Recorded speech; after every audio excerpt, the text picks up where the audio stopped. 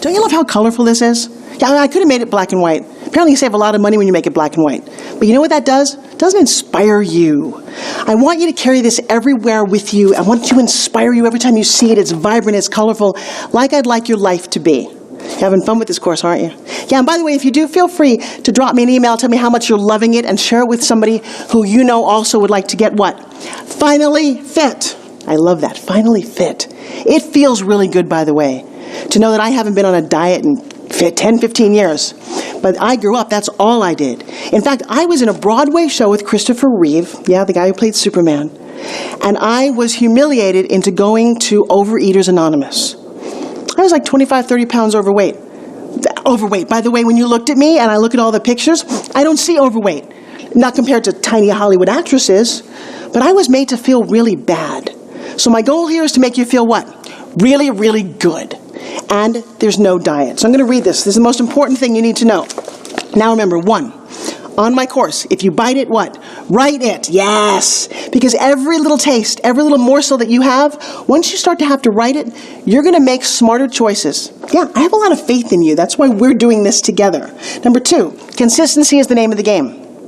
I want 42 days out of your entire life. And I promise you, I guarantee, you do 42 days consecutively, and things will change for the better. How do I know that? I've taken hundreds of people through this course. In fact, there's user groups all over the country now of people for accountability who do this group as groups. What a great idea. So if you don't like being on your own, start your own group or reach out to us. Maybe we can help you find a group. So the number 3, take this everywhere. See how thin it is? Yeah, I kind of wish I was that thin some days. Yeah, it fits right in your pocketbook. Don't make any excuses. Don't leave it at home. Or, you know, I have had one of my clients say something, and this is kind of funny now that smartphones go with you. If you really forget your journal, take a photo of everything that you ate at a meal and do it at home. But you've got to do it within the time you get home, or you will forget. This is the secret. You do your part, I guarantee my part works. I've seen it over and over. You don't even have to believe that it works. Just do it. Walk with faith. Number 4, do the exercises. Yeah, these aren't physical exercises. No, I'm going to get that in the next lesson. I'm going to share with you why I created this the way I did and why it works so effectively for everyone. Yeah, it doesn't matter whether you're young, old, or how much weight you have to lose. This system works for who? For everyone. So if your mom or your neighbor or your coworker is struggling, give them EAT. It's an amazing gift to change people's lives. And you can do it just by saying, hey, try this. And then number 5, you're not on a diet. How cool is that? Okay, crazy story. I did the Beverly Hills diet. Oh my gosh, I was in New York City in the dead of winter, and I was being put down by everybody. And I'm a good enough actress to get put down because I was on a soap opera. I was on Broadway, and everywhere I went, they would put me on a diet. They go, can you please lose this? Can you please lose that? So I found this great diet. The diet had to do with fruit. It started out with papaya and mangoes on day 1. Great fruits, by the way. The pectin and the acids in a papaya will eat away your fat. Pineapple is awesome for that as well.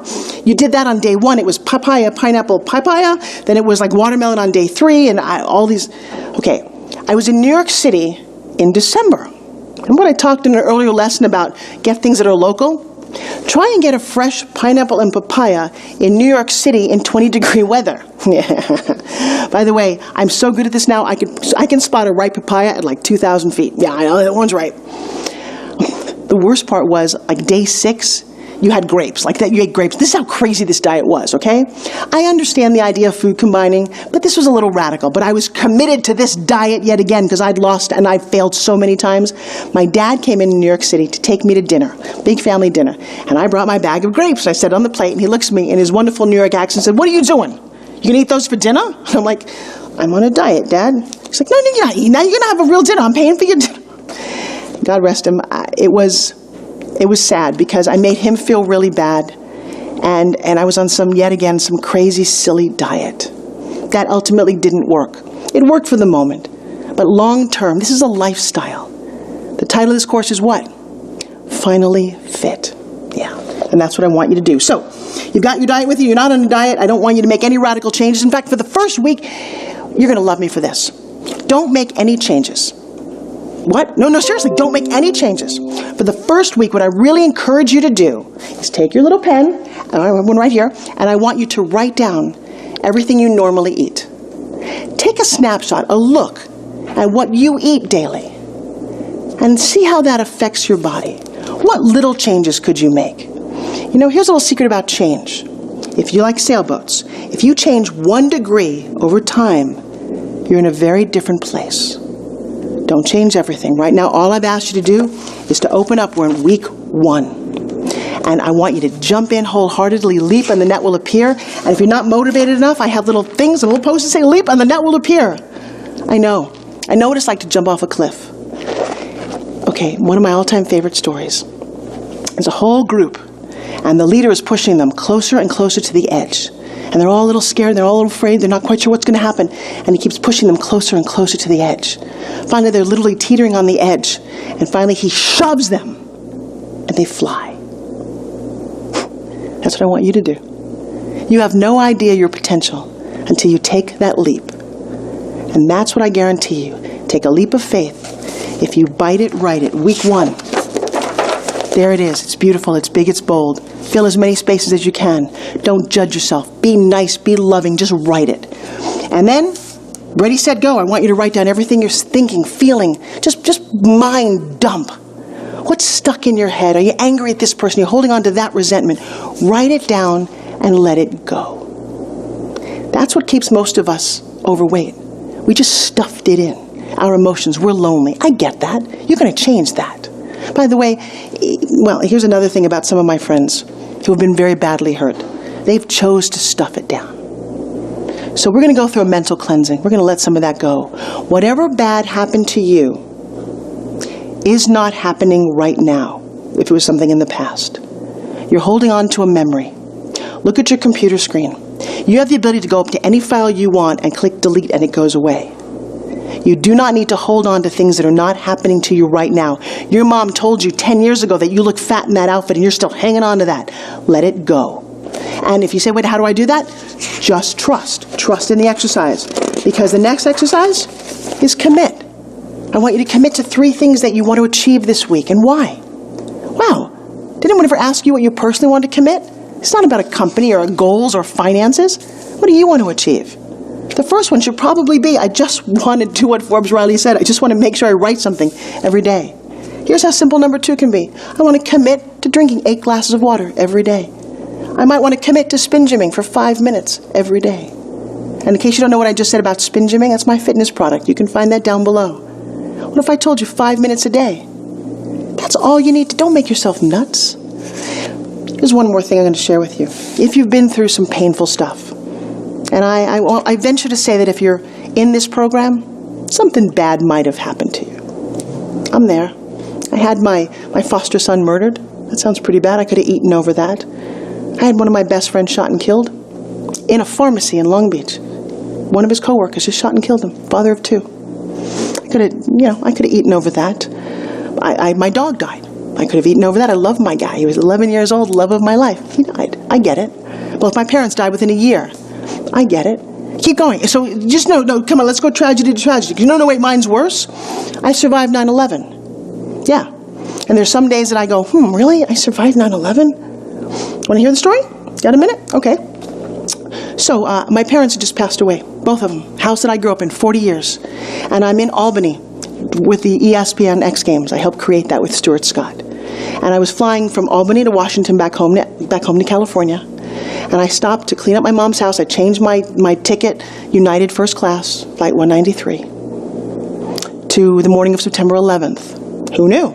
You never know, right? And so the night of September 10th, I'm in New York. My sister drives me to LaGuardia Airport, and I walk into the front desk, and it's about 5 o'clock. I've packed up everything that I grew up in. My mom and dad, their house is done.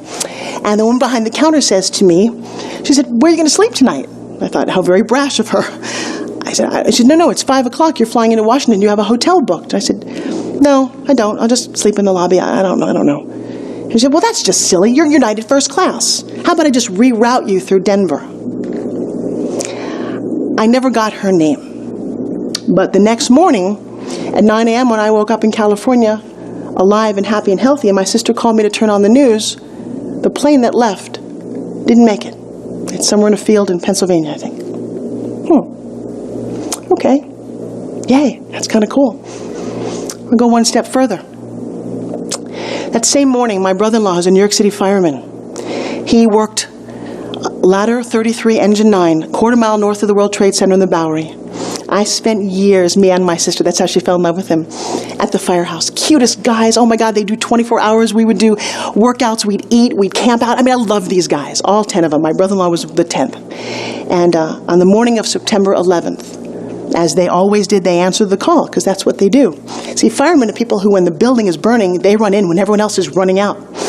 And my brother-in-law, it wasn't his day to be there, so he got up at 8:30 in the morning, heard that there was a tragedy, he needed to get into New York City, something was going down, he got in his car. But the 9 guys that slept there that night, they got in their fire truck and they went down, and they were all killed when the second building came down. And there's a picture that he posts every year of their fire truck just covered in soot. Like that. 9 guys that I spent from high school on growing up with. Fathers, husbands, brothers. Truly loved those guys. They were gone in a heartbeat. I could sit here and I could lament. I could be really sad. One day a year I get a little sad. My brother-in-law survived. And it's funny because every year you'll see him. His name is Danny Rowan. He carries all 9 guys in his pocket no matter what he does. And he lives now in Arizona. And he's a police detective, and he's an amazing guy. He did his 20 years for the fire department in New York City, and I honor him and all the men and women who served, especially the 343 that died that day. I don't dwell on this. I don't dwell on Dexter being murdered and left for dead right outside of USC. I don't. I just don't. Because if I did, I'd never get out of bed.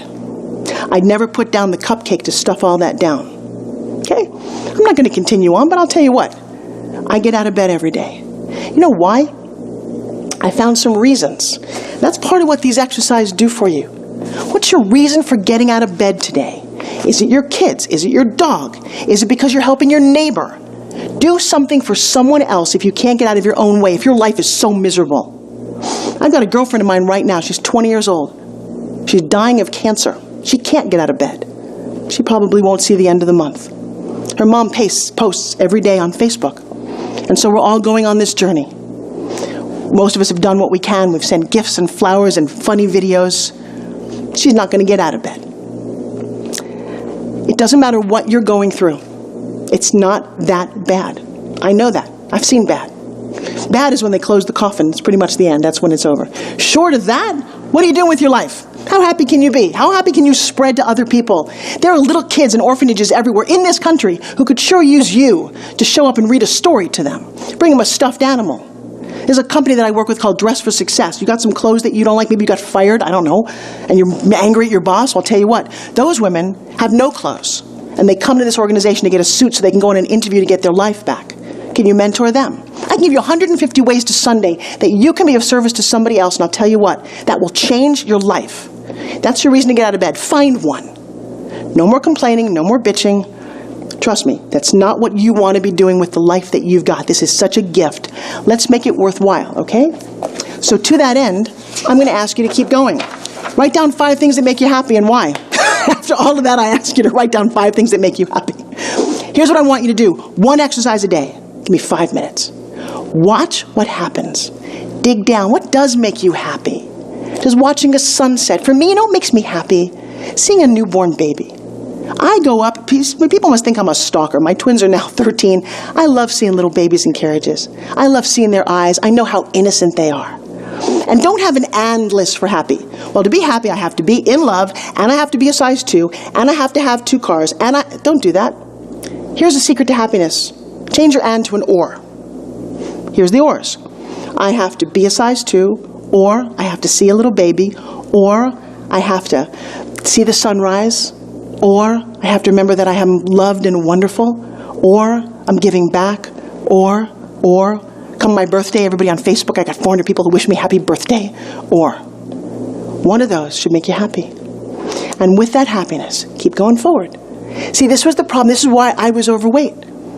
I didn't know how to be happy. I waited for all these things I had to be an actress, I had to get awards, I had to... No. That's never all going to happen. What are 5 things that make you happy? So don't do all these exercises at once. I'm just kind of giving you an overview of what I think week 1 is. I'm a little emotional right now, so I'm going to close down this lesson if that's okay with you, and I'll see you in the next one.